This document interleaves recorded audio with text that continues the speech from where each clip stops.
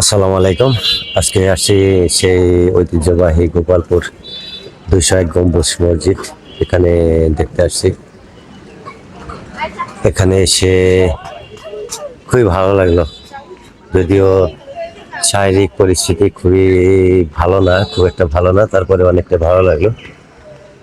খুব চমৎকার একটা জায়গায় আসলাম।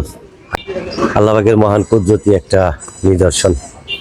এটা আল্লাহর ঘর নির্মাণ করেছেন যিনি, আল্লাহ পাক তাকে যেন ভালো একটা জায়গায় রাখেন। এত সুন্দর করে কাজ করেছেন এই মসজিদের, এত ভালো লাগলো। আল্লাহ পাক এখানকার সকলকেই যেন ভালো রাখেন, সুস্থ রাখেন। আসলে এতটা সুন্দর করছে এই মসজিদটা, সম্পূর্ণটাই সুন্দর, একেবারে সেই লেভেলের সুন্দর, একেবারে সৌন্দর্য। আমি আছি, আমার সাথে আছে বাবুল, বাবুল আর আমি আসছি আর কি এখানে। দুই ভাই আসছে আর গনি ভাই আছে, আর সাথে আছে গনি ভাই। গনি ভাই আছে আমাদের সাথে। আসলে ভালো লাগতেছে, মানে এতটা চমৎকার লাগতেছে যে বলতে পারতেছি না যে কতটুকু সুন্দর এই ভিতরটা। আগে মহিলা বলবেন, হ্যাঁ এই যে চারিপাশটায় আর কি সম্পূর্ণ টাইলস করা,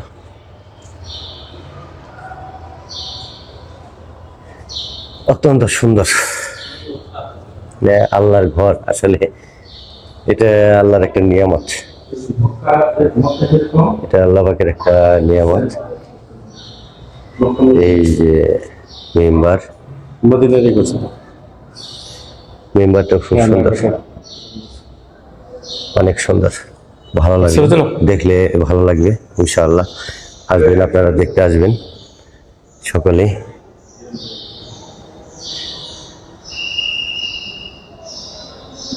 অতীব চমৎকার আমাদের এই মুসলিম জাতির জন্য একটি নিদর্শন, যে আমাদের টাঙ্গাইলের গোপালপুরে 201 গম্বুজ মসজিদ। ভালো লাগবে আসলে, আপনারাও আসবেন, সকলে আসবেন ইনশাআল্লাহ। এখানে মসজিদের মিনার অত্যন্ত সুন্দর, মানে দেখার মতো একটা সৌন্দর্য, আর গম্বুজগুলো দেখার মতো সুন্দর। বন্ধু, কেমন লাগতেছে আজকে? খুব ভালো লাগতেছে, ভালো লাগতেছে না? খুবই সুন্দর লাগছে। মসজিদটা মনে হয় বাংলাদেশের সর্বোচ্চ, এত সুন্দর মসজিদ আগে কখনো দেখিনি। আসলে সুন্দর, খুব সুন্দর। আল্লাহর ঘর, আল্লাহর ঘর যে বানাইছে, আল্লাহর ঘর অমায়িক সুন্দর।